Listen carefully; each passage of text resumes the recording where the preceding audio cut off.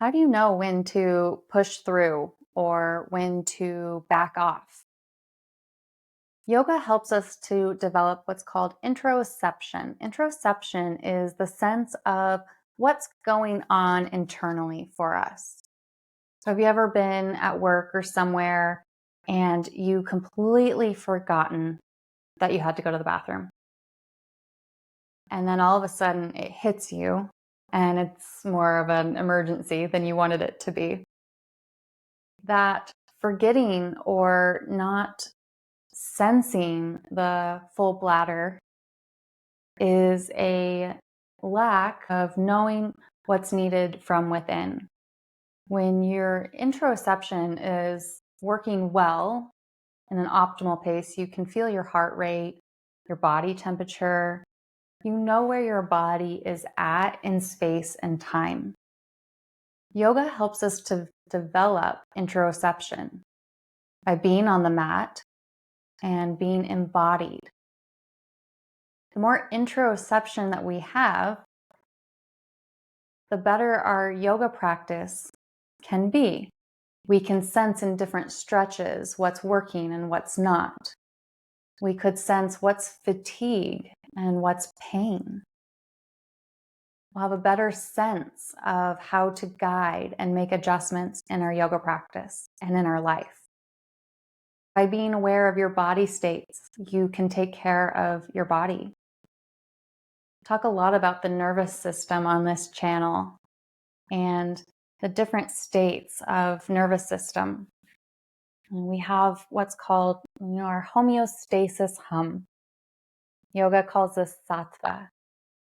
And in this place, things are going pretty well. Things feel good. We feel like we're in flow. Nothing's bothering us too much. Then a trigger comes along, and perhaps that trigger sends us into fight or flight. And that's our sympathetic nervous system state. The heart rate raises. Maybe the breathing gets a little faster. Temperature rises. Maybe we start sweating a little bit. Our hands, palms get sweaty. Maybe you get dizzy before the body temperature raises. And that sign of dizziness is a cue to you to back off whatever you're doing, whether that's your yoga practice or a work assignment or a interaction. Yoga teaches us to notice shifts in our state of being and to then help guide ourselves. Change happens on our dawning awareness. So when we know we've left homeostasis and we have some tools to get back, which yoga provides, then we're in this dance. We're not expecting ourselves to never go out of a homeostasis state, but it allows us to get back quicker, to spend less time away from home.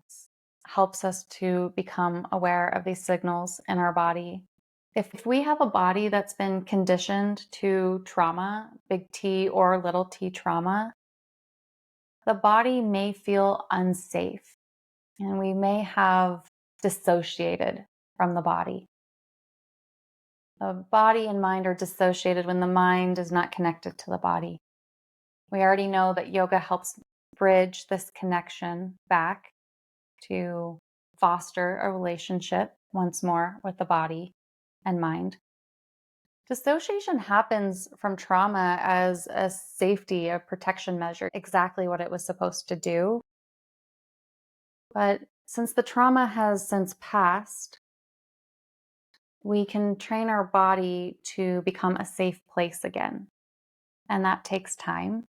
I'm going to share a video up here somewhere that is designed to help create safety in your body.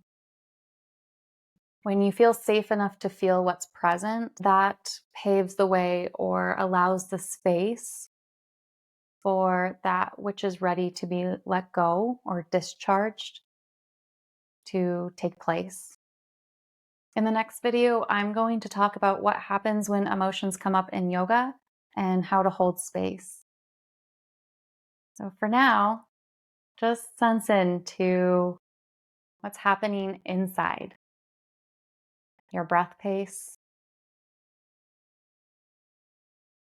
your body temperature, your heart rate,